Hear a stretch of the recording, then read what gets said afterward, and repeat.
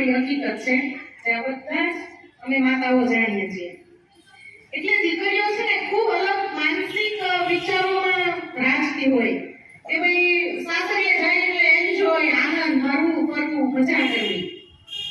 એ વસ્તુ તો મળવાની હોય, પણ પહેલા આપણી દીકરી તરીકેની, વહુ તરીકેની જવાબદારી હોય છે. તો આનું એક કલાકનું સેશન હોય છે જે આપણે વિસ્તૃત નથી કહેતા, પણ એટલી વસ્તુ જ કે સાસરીએ જઈને શોભાવતી એ દીકરી ખરેખર માવતરના ઘરના સંસ્કાર અને માતા પિતાની જે તમારી પરવરિશ થઈ છે ને એ તમે ત્યાં બતાવો એટલે કહેવાય કે તમે સાસરિયું શોભાવ્યું. કલેક્ટર હોય કે કમિશનર હોય કે ડોક્ટર હોય કે વકીલ હોય, સ્ત્રીને સાસરીએ તો જવાનું છે જ.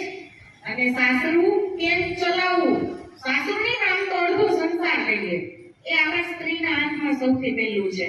અને પાયાની જરૂરિયાત, પાયાની આપણી શિક્ષણની શરૂઆત એ કહેવત છે, 12 બુદ્ધિ 16 શાન અને 20 વાન. આવી તો આવી, નહીં તો રાજકોટ ગઈ હાજી ડેરીમાં.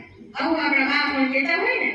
16 વર્ષની દીકરી થાય ને તે લગભગ એનામાં શાન તો આવી જ ગઈ હોય. આ બાય નેચર ગોડ ગિફ્ટ છે, કુદરત આપી દે. જો દીકરાને સમજાવવો પડે, પણ દીકરીને બહુ સમજાવવી પડે નહીં. પણ અમુક વસ્તુઓ માતાની શિક્ષક છે ને એમની પાસેથી શીખવી જરૂરી છે, કારણ કે અનુભવ છે ને એ મોટામાં મોટું પુસ્તકનું જ્ઞાન છે. એટલે આજે અનુભવોની વાત હું તમને શેર કરીશ. જેમાંની પહેલી વાત આપણા આરોગ્ય માટેની વાત, એટલે કે અત્યારના સમયમાં સ્ત્રીઓમાં 2 કેન્સર સૌથી વધારે હાઈએસ્ટ ઉછળેલા છે. કયા 2 કેન્સર? બ્રેસ્ટ કેન્સર અને ગર્ભાશયનું કેન્સર, એટલે કે સર્વાઇકલ કેન્સર.